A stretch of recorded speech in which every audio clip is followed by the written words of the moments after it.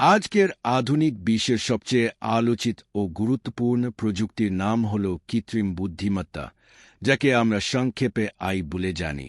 এটি এমন একটি প্রযুক্তি যা মানুষের মতো চিন্তা করতে পারে, সিদ্ধান্ত নিতে পারে, এমনকি কিছু ক্ষেত্রে মানুষের থেকেও বেশি কার্যকরভাবে কাজ করতে পারে।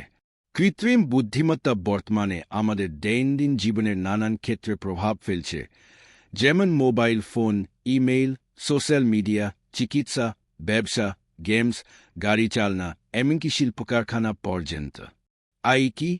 আই আর্টিফিশিয়াল ইন্টেলিজেন্স হল এমন একটি প্রযুক্তি যেখানে মেশিন ও কম্পিউটার সিস্টেমগুলো এমনভাবে ডিজাইন করা হয় যে তারা মানুষের মতো চিন্তা করতে পারে, শেখার ক্ষমতা রাখে এবং সিদ্ধান্ত নিতে পারে।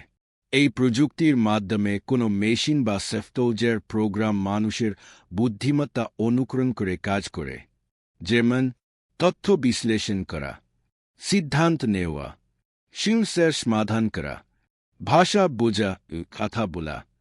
কৃত্রিম বুদ্ধিমত্তার ইতিহাস। এর ধারণাটি প্রথম আসে 1956 সালে। সেই সময়ে কিছু বিজ্ঞানী চাচ্ছিলেন এমন একটি সিস্টেম তৈরি করতে যা মানুষের মতো কাজ করতে পারে।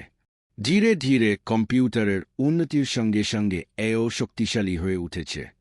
আগে আই শুধু গবেষণাগারে সীমাবদ্ধ ছিল, কিন্তু এখন আই আমাদের মোবাইল ফোন থেকে শুরু করে বড় বড় কোম্পানির ব্যবসা পরিকল্পনার অংশ হয়ে গেছে। এর প্রধান শাখা বা ধরন।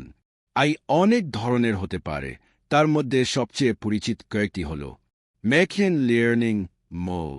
এটি এর একটি অংশ যেখানে মেশিন নিজে নিজে ডেটা থেকে শেখে এবং ভবিষ্যতের জন্য সিদ্ধান্ত নেয়।